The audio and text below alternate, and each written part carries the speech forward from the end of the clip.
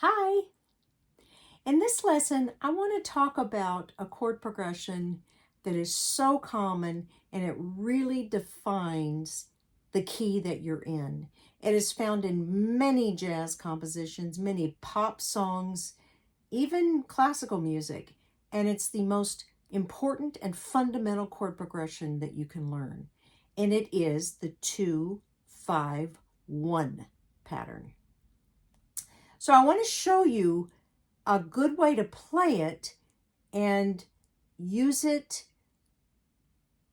very simply, but I think it will help you to conceptualize the 2-5-1 pattern. So we're going to start in the key of C. So put your harps in C, and we're going to start on the 2 chord.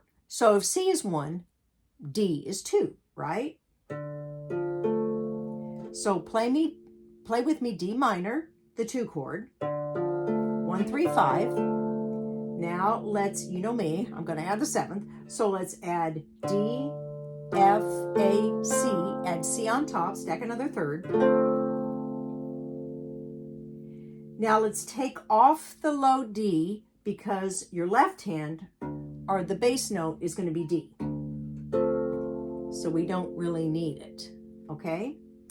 Now the 5th of the chord can be expendable as well because it doesn't really make a difference functionally, because the 3rd, the root is important, and the 3rd, of course, determines whether it's major or minor, and the 7th is actually the color tone. So we want to keep the F and the C, or the 3rd and the 7th.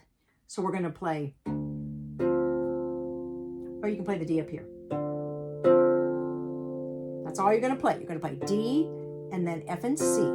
That's it for the D minor 7 chord.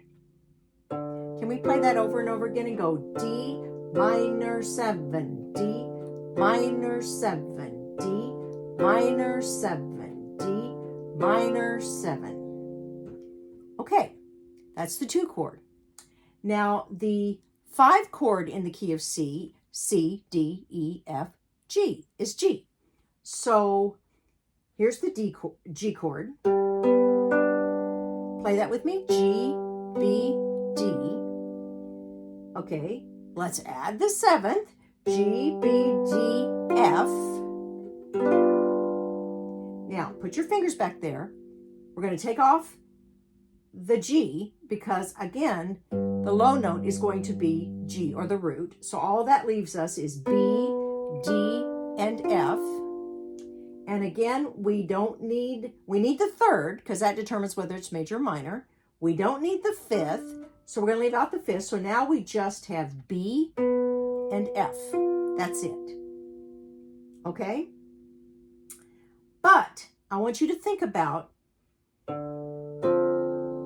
if we play the D minor 7 here, and we play the G7 up here, notice what happens. Right? It jumps. It jumps too much. How can we change that? Well, for the G7, instead of playing the F up here, we're going to play it an octave lower, and we're going to play it here. So now we have G, F, and B. Play that together. G7. G7, G7, G7. So notice when you play the D minor 7 and then you play the G7, you have a common tone, the F, you leave that there, and you just move the C down to B. This is minimal movement between chord tones, right? This is called voice leading. The way I like to look at voice leading is, pretend you're a singer in a choir. And if you were asked to sing, or,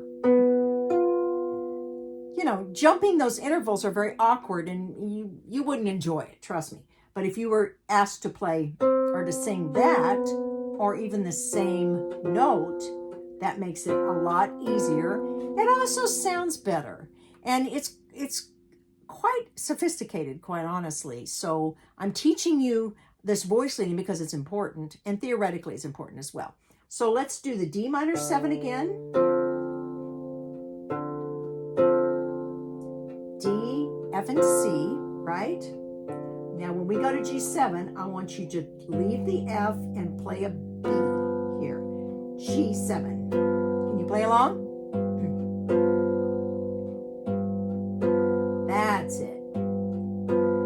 Okay, now the last chord, the 1 chord, put your fingers back on the G7 where the F and the B.